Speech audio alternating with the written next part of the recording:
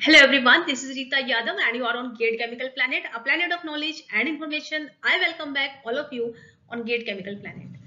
NFL का exam कुछ ही दिनों में होने वाला है। अगर आप लोगों ने NFL का एग्जाम देना है तो आप लोग NFL की ऑफिशियल वेबसाइट को रेगुलरली चेक करते रहें, क्योंकि NFL का एडमिट कार्ड कुछ ही दिनों में आने वाला है। तो यहाँ पर हम डिस्कस कर लेते हैं NFL एग्जाम से रिलेटेड कुछ important questions. First question is, dry ice is used for the storage and shipment of fruits, liquefaction of permanent gases, liquefaction of natural gases, storage and shipment of frozen foods and ice cream. तो यहाँ पर इसका जो answer होगा that is option D.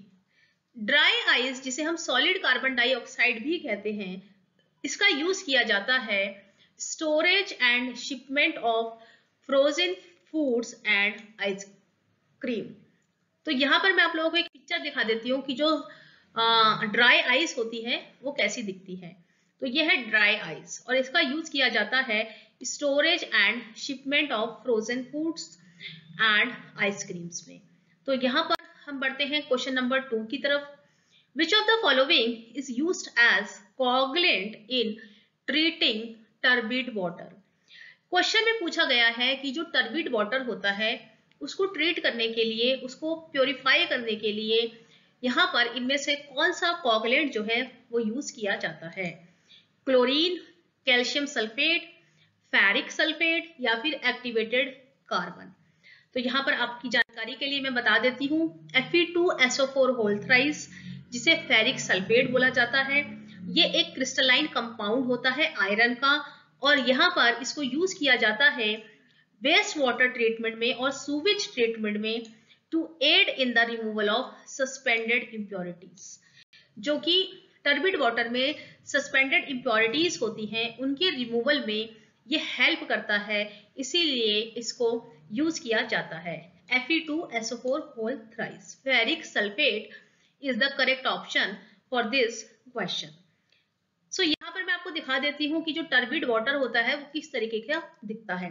तो ये जो turbid water है इसमें कुछ सस्पेंडेड इम्प्योरिटीज होती हैं और कोगुलेंट के डालने पर वो जो सस्पेंडेड इम्प्योरिटीज होती है वो रिमूव हो जाती हैं। सो यहाँ पर हम बढ़ते हैं नेक्स्ट क्वेश्चन की तरफ। नेप्थॉल्स आर डेरिवेटिव ऑफ, नेप्थॉल्स जो होते हैं वो किसके डेरिवेटिव होते हैं? ज़ाइलीन के, नैप्थलीन के, फिनॉल का या फिर मिथाइल अमाइन का। तो यहाँ पर मैं आप लोगों को बता देती हूँ कि नेप्थॉल को अल्फा नेप्थॉल भी बोला जाता है and it is a fluorescent organic compound और इसका जो फॉर्मूला होता है वो होता है C10H7OH। तो यहाँ पर इसका फॉर्मूला आप जरूर याद करके जाएं और ये एक व्हाइट सॉलिड होता है। नेप्थॉल्स जो होते हैं वो नैप्थलीन होमोलोग्स होते हैं फिनॉल के। तो यहाँ पर इसका करेक्ट आंसर होगा naphthols are derivative of naphthalene and naphthols is an isomer of two naphthols differing by the location of the hydroxyl group on the naphthalene ring. अगर हम इनके यूजेस की बात करें तो naphthols are use as biomarkers, इनको biomarker की तरह यूज किया जाता है for livestock and humans exposed to polycyclic aromatic hydrocarbons। जो ह्यूमन पॉलीसाइक्लिक एरोमेटिक हाइड्रोकार्बन से एक्सपोज हो जाते हैं उनके लिए एज अ बायोमार्कर नेप्थॉल्स को यूज किया जाता है। तो यहाँ पर हम बढ़ते हैं क्वेश्चन नंबर 4 की तरफ। The main component of Pyrex glass is, Pyrex glass का मेन कंपोनेंट क्या होता है? बोरोन, लेड, सेलेनियम या फिर जिंक। तो यहाँ पर मैं आपको आपकी जानकारी के लिए बता देती हूँ कि जो आप लेबोरेटरी में बीकर यूज करते हैं, आपने देखा होगा वो पायरेक्स ग्लास से बना होता है और जो पायरेक्स होता है वो होता है low thermal expansion borosilicate glass. इसको हम बोरोसिलिकेट ग्लास भी बोलते हैं and it is used for laboratory glassware as well as also for kitchen wares. तो कुछ किचन वेयर्स भी हैं जो कि बोरोसिलिकेट्स पायरेक्स के बनाए जाते हैं। तो पायरेक्स का जो इंपॉर्टेंट कंपाउंड प्रेजेंट होता है वो होता है लेड। लेड यहाँ पर इसका करेक्ट ऑप्शन होगा। पढ़ते हैं नेक्स्ट क्वेश्चन की तरफ। Chemical name of Grignard reagent. Grignard reagent का केमिकल नेम क्या होता है? Sodium sulphide, ethyl magnesium chloride, या फिर सोडियम थायोसल्फेट, सोडियम बाइकार्बोनेट। तो देखो सोडियम सल्फाइड नहीं है, सोडियम बाइकार्बोनेट जो है वो भी इसका ऑप्शन नहीं है, तो यहाँ पे इसका डी ऑप्शन नहीं होगा। सोडियम सल्फाइड भी इसका ऑप्शन नहीं होगा, सोडियम थायोसल्फेट भी इसका ऑप्शन नहीं है। तो यहाँ पर मैं बता देती हूँ इसका जो करेक्ट ऑप्शन है वो है इथाइल मैग्नीशियम क्लोराइड। और ये क्यों है इसका मैं आपको बता देती हूँ एक्सप्लेनेशन। यहाँ पर जो ग्रिगनार्ड रिएजेंट होता है उसको बोलते हैं RMgX, where X is a halogen. X कोई हेलोजन होता है और जो R होता है वो कोई ऑर्गेनिक कंपाउंड होता है, और नॉर्मली एल्काइल और एराइल ग्रुप जो होते हैं वो होता है R।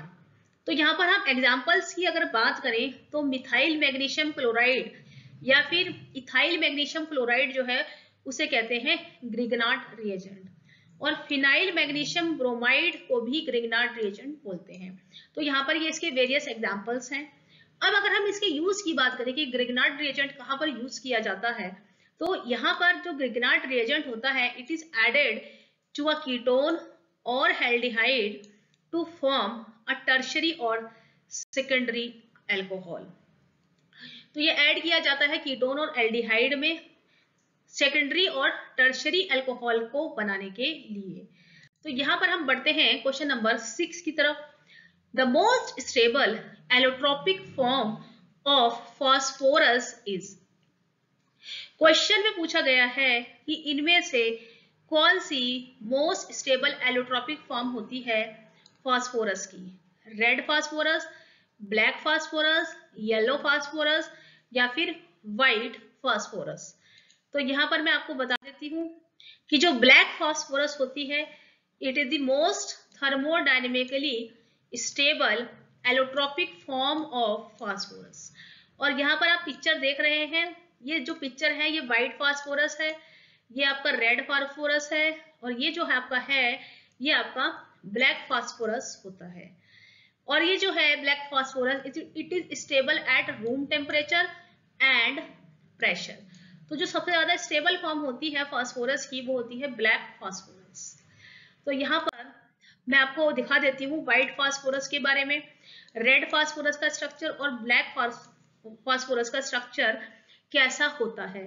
तो ये होता है आपका black crystalline solid, non reactive, air के साथ नॉन रिएक्टिव होता है 25 डिग्री पर, और इसका जो मेल्टिंग पॉइंट होता है वो होता है 610 डिग्री सेल्सियस। तो यहाँ पर ये सारे व्हाइट फास्फोरस, रेड फास्फोरस और ब्लैक फास्फोरस की प्रॉपर्टीज जो हैं आप इसको जरूर देख कर जाएं। तो यहाँ पर मैं एक बात आपको जानकारी के लिए बता देना चाहती हूँ कि कुछ स्टूडेंट ने पूछा था कि NFL के एग्जाम में इस तरीके के आसान क्वेश्चन आ सकते हैं।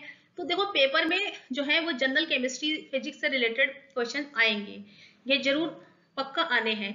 तो हम कुछ क्वेश्चन फर्टिलाइजर के यहाँ पर डिस्कस करेंगे और कुछ क्वेश्चन हम जनरल केमिस्ट्री के डिस्कस करेंगे। तो आगे आने वाली स्लाइड पर कुछ क्वेश्चन आपको फर्टिलाइजर के भी मिलेंगे।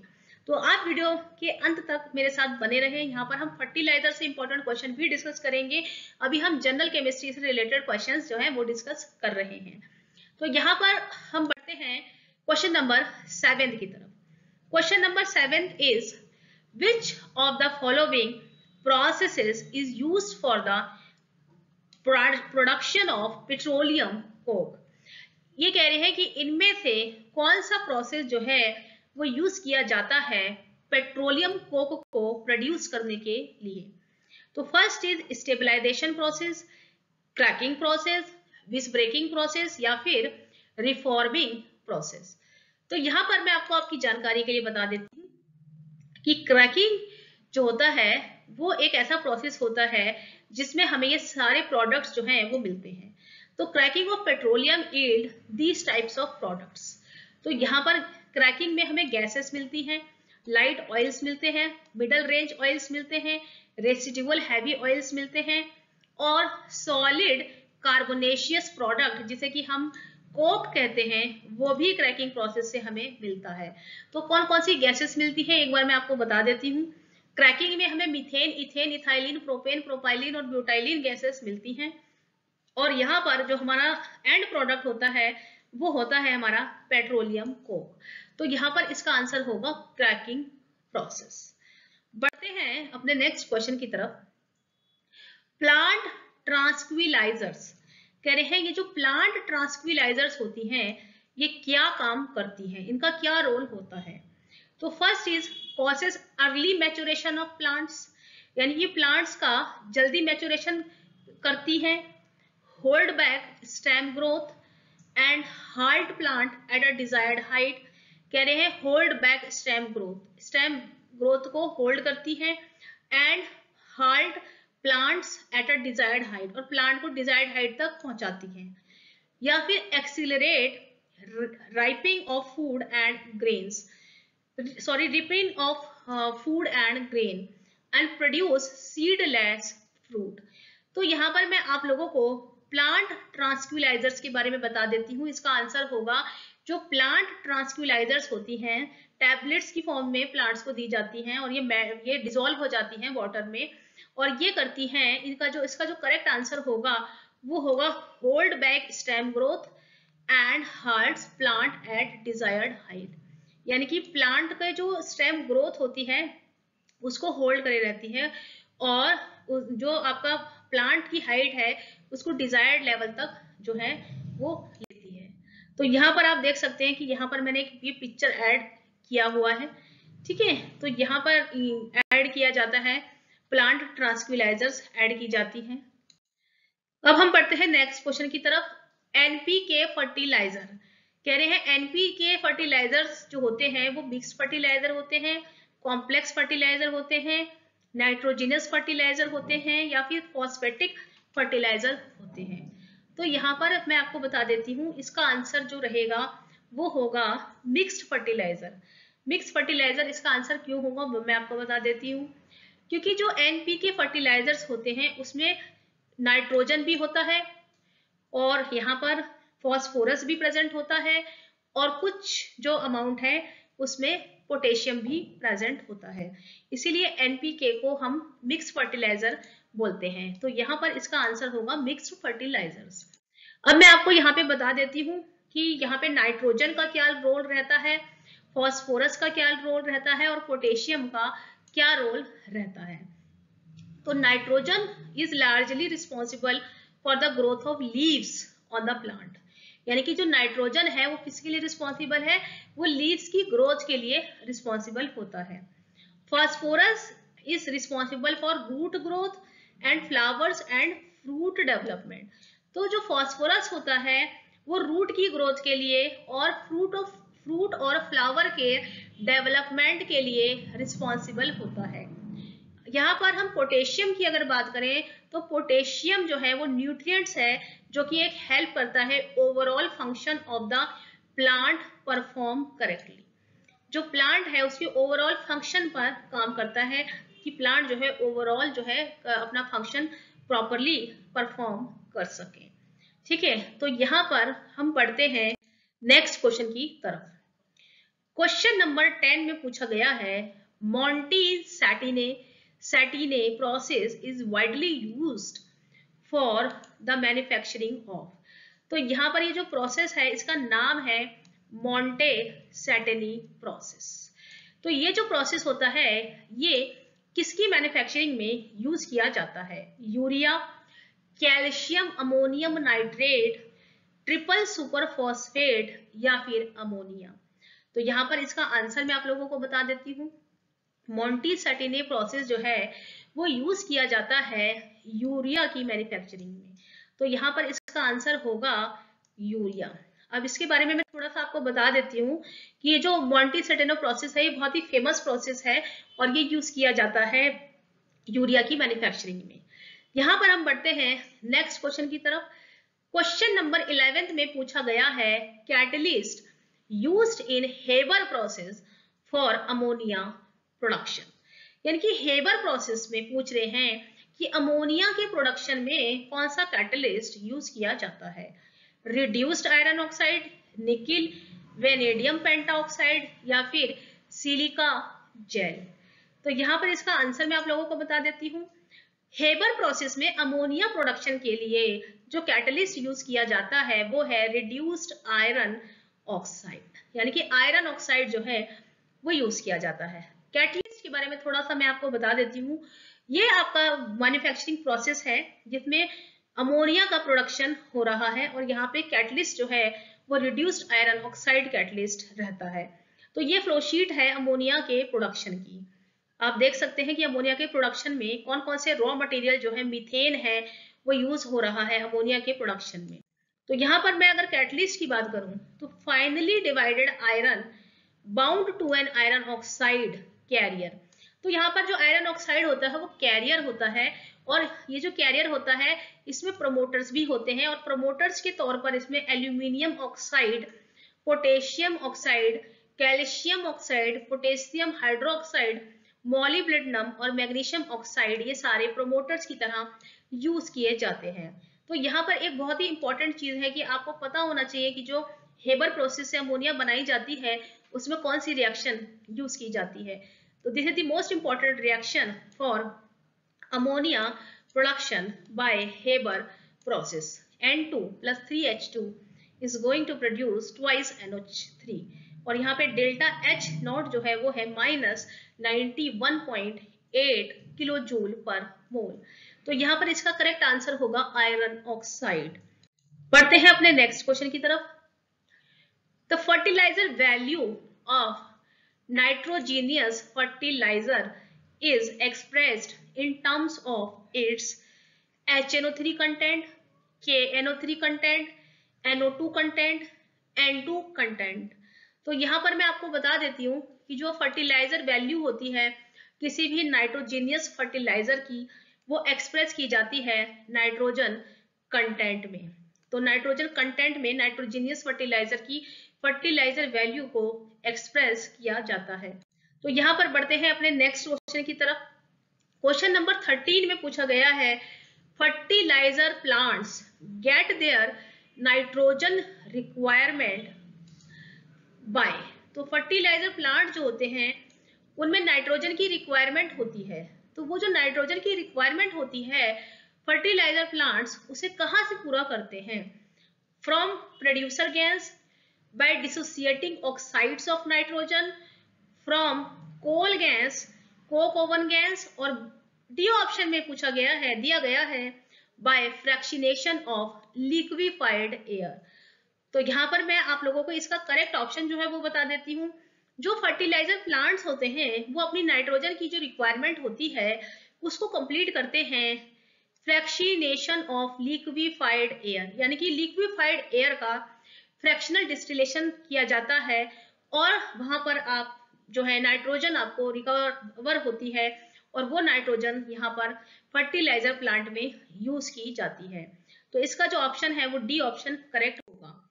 यहाँ पर ये मैं आपको एक पिक्चर दिखा देती हूँ जिसमें कि एयर का फ्रैक्शनल डिस्टिलेशन किया जाता है और यहाँ पर जो है नाइट्रोजन है वो आपको मिल रही है और लिक्विड ऑक्सीजन आपको मिलती है। तो यहाँ पर इसका करेक्ट ऑप्शन मैंने आपको बता दिया है। बढ़ते हैं अपने नेक्स्ट क्वेश्चन की तरफ। Effectiveness of fertilizer is independent of the। तो यहाँ पर जो क्वेश्चन है उसमें ये पूछा गया है कि किसी फर्टिलाइजर की जो इफेक्टिवनेस होती है वो कौन से पैरामीटर से इंडिपेंडेंट होती है, यानी कि इनमें से कौन से पैरामीटर पर फर्टिलाइजर की इफेक्टिवनेस डिपेंड नहीं करती। First option is nature of crop, types of soil, pH of soil और नन ऑफ दिस। तो मैं आपको बता देती हूँ ये जो क्वेश्चन है शायद आपके लिए नया हो। तो किसी भी फर्टिलाइजर की जो इफेक्टिवनेस होती है वो डिपेंड करती है नेचर ऑफ क्रॉप्स पर, यानी कि क्रॉप्स के नेचर पर डिपेंड करती है, ठीक है। और फर्टिलाइजर की जो इफेक्टिवनेस होती है टाइप्स ऑफ सॉइल पर भी डिपेंड करती है और फर्टिलाइजर की जो इफेक्टिवनेस होती है वो सॉइल के पीएच पर भी डिपेंड करती है। तो यहाँ पर ये सारे फैक्टर्स पर डिपेंड करती है। तो इसका आंसर होगा none of this. D is the correct option, क्योंकि इन सारे फैक्टर्स पर किसी फर्टिलाइजर की इफेक्टिवनेस डिपेंड करती है। तो बढ़ते हैं अपने नेक्स्ट क्वेश्चन की तरफ। Which is the best fertilizer for paddy, यानी कि धान की खेती के लिए कौन सा फर्टिलाइजर इनमें से बेस्ट माना गया है? Ammonium sulphate, superphosphate, nitrophosphate, potassium nitrate. तो यहां पर मैं आपको इसका करेक्ट आंसर बता देती हूं। पैडी की खेती के लिए जो बेस्ट फर्टिलाइजर माना गया है वो है ammonium sulphate. A is the correct option for this. यहां पर मैं आपको बता देती हूँ कि जो अमोनियम सल्फेट होता है वो पैडी की खेती में यूज किया जाता है। ये आप देख रहे हैं यहाँ पे जो है पैडी की खेती की जा रही है, और यहाँ पर केमिकल फॉर्मूले की अगर हम बात करें तो NH4 whole twice SO4 ammonium sulphate का केमिकल फार्मूला होता है। तो यहाँ पर इस फॉर्म में ये आता है मार्केट में, जो इसकी मार्केटिंग की जाती है वो कुछ इस तरह के केन्स में की जाती है। तो ammonium sulphate is the correct answer for this question. बढ़ते हैं अपने नेक्स्ट क्वेश्चन की तरफ। नेक्स्ट क्वेश्चन में पूछा गया है कैल्शियम अमोनियम नाइट्रेट, जिसे हम कैन कहते हैं। कैल्शियम अमोनियम नाइट्रेट को कैन बोला जाता है, और जो कैन होता है वो क्या होता है, वो कौन से टाइप का फर्टिलाइजर होता है? It is a straight fertilizer, it is a mixed fertilizer, complex fertilizer, it is not a fertilizer, it is an explosive. तो मैं यहाँ पर आपको जानकारी के लिए बता देती हूँ कि इसका डी ऑप्शन करेक्ट नहीं है, क्योंकि कैल्शियम अमोनियम नाइट्रेट एक फर्टिलाइजर होता है, ये एक्सप्लोजिव नहीं है। अब हम बात करेंगे कि ये स्ट्रेट फर्टिलाइजर है, मिक्स्ड फर्टिलाइजर है, या फिर कॉम्प्लेक्स फर्टिलाइजर होता है। तो देखो स्ट्रेट फर्टिलाइजर तो ये नहीं है, क्योंकि इसमें कैल्शियम अमोनियम और नाइट्रेट प्रेजेंट होते हैं, और ये मिक्स्ड फर्टिलाइजर भी नहीं होता है। तो ये जो इसका करेक्ट ऑप्शन होना चाहिए वो है आपका कॉम्प्लेक्स फर्टिलाइजर। तो यहाँ पर मैं आप लोगों को बता देती हूँ कि कैन को बोला जाता है नाइट्रो लाइमस्टोन और नाइट्रो चॉक। इसका जो दूसरा नाम है वो है नाइट्रो लाइमस्टोन और नाइट्रो चॉक, और ये एक इनऑर्गेनिक फर्टिलाइजर होता है। फर्टिलाइजर ग्रेड केन जो होता है उसकी अगर हम कॉम्पोजिशन की बात करें तो 8% होता है उसमें कैल्शियम, और 21 to 27% होता है उसमें नाइट्रोजन। और ये जो प्रिफर किया जाता है ये एसिड सॉइल्स के लिए प्रिफर इसको किया जाता है, और ये एक कॉम्प्लेक्स फर्टिलाइजर माना गया है। तो यहाँ पर हम बढ़ते हैं अपने नेक्स्ट क्वेश्चन की तरफ, और एक पिक्चर में आप लोगों को दिखा देती हूँ कैल्शियम अमोनियम नाइट्रेट की, कि इसमें नाइट्रोजन कंटेंट और नाइट्रेट जो है कैल्शियम जो है वो कितना है। तो अलग अलग जो कंपनी बनाती है उनके कॉम्पोजिशन में वेरिएशंस थोड़े बहुत हो सकते हैं। तो यहाँ पर बढ़ते हैं नेक्स्ट क्वेश्चन की तरफ। Next question is coal based fertilizer plants जो होते हैं वो क्या यूज करते हैं?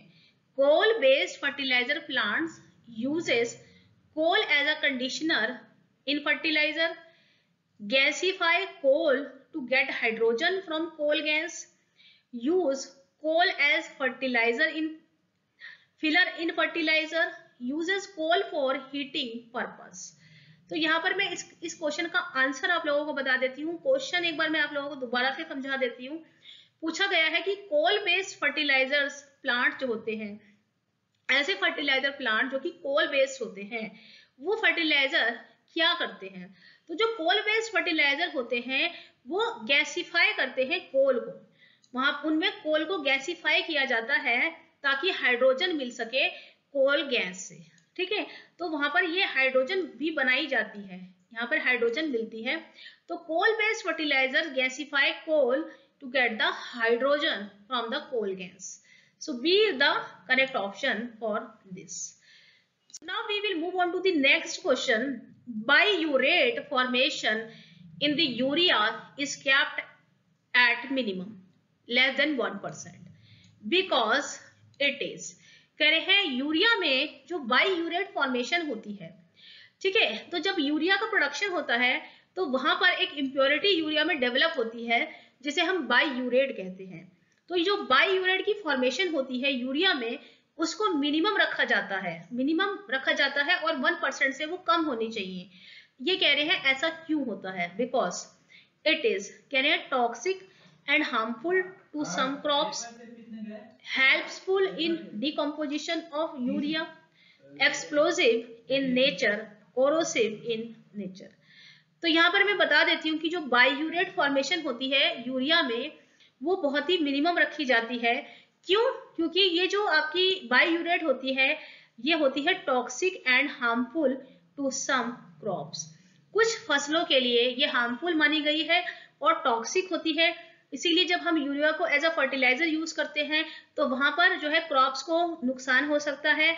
इसीलिए जो बाईयूरेट की फॉर्मेशन होती है वो बहुत ही कम होनी चाहिए, लेस देन 1% होनी चाहिए। So A is the correct option for this.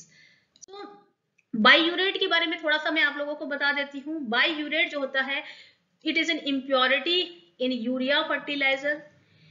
It is produced from urea through a series of non-catalytic pyrolysis reactions at temperature above 130 degree Celsius. तो ये जो है यूरिया सिंथेसिस के दौरान जो है डेवलप होती है, कुछ पायरोलिसिस रिएक्शंस होती हैं 130 डिग्री सेल्सियस से अबव टेम्परेचर पर, तो यहाँ पर प्रोड्यूस हो जाती है बाईयूरेट। और ये जो बाईयूरेट होती है ये इंजरियस होती है citric foliage and to some germinated seed. कुछ जर्मिनेटेड सीड के लिए ये बहुत ही ज्यादा जो है इंजीरियस होती है, तो खतरनाक होती है बहुत ही ज्यादा ये बाईयूरेट अगर प्रेजेंट होती है यूरिया में। तो बाईयूरेट को रिमूव कैसे किया जाता है, तो यहाँ पर मैं बता देती हूँ कि बाईयूरेट को यूरिया से रिमूव किया जाता है by treating the urea in an aqueous solution at a pH above 12.5 and a temperature between about 0 degree Celsius. तो यहाँ पर इस तरीके से जो है बाईयूरेट का रिमूवल किया जाता है। यूरिया को ट्रीट किया जाता है एक्वस सॉल्यूशन में, और ऐसे एक्वस सॉल्यूशन में जिसका जो पीएच होता है वो 12.5 से ज्यादा होता है और जो टेम्परेचर होता है वो बिटवीन होता है अबाउट 0 डिग्री सेल्सियस। तो यहाँ पर बाईयूरेट होगा, इसका बाईयूरेट जो होगा वो हार्मफुल है क्रॉप्स के लिए, इसीलिए रिमूव किया जाता है। क्वेश्चन नंबर 19 में पूछा गया है nitric acid is produced on commercial scale in fertilizer plant by.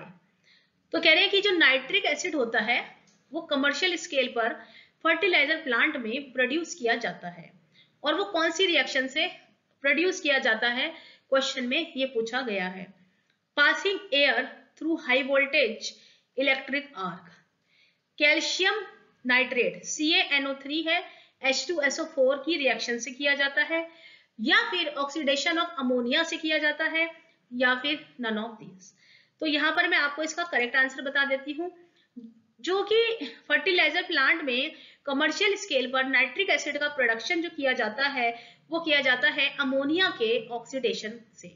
तो अमोनिया के ऑक्सीडेशन से नाइट्रिक एसिड प्रोड्यूस किया जाता है फर्टिलाइजर प्लांट में कमर्शियल स्केल पर। So C is the correct option for this. तो यहाँ पर हम इस सीरीज का जो है इस वीडियो का लास्ट क्वेश्चन हम डिस्कस करेंगे। Which of the following nitrogenous fertiliser has the highest percentage of nitrogen. तो यहाँ पर क्वेश्चन में पूछा गया है कि इनमें से दिए गए जो ऑप्शंस हैं इनमें से कौन से नाइट्रोजीनियस फर्टिलाइजर का नाइट्रोजन परसेंटेज हाईएस्ट होगा।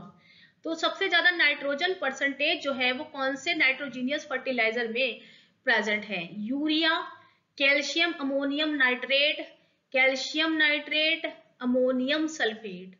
तो यहाँ पर मैं इसका आंसर आपको बता देती हूँ कि जितने भी नाइट्रोजीनियस फर्टिलाइजर्स दिए गए हैं इनमें सबसे ज्यादा नाइट्रोजन कंटेंट जो है वो यूरिया का होता है।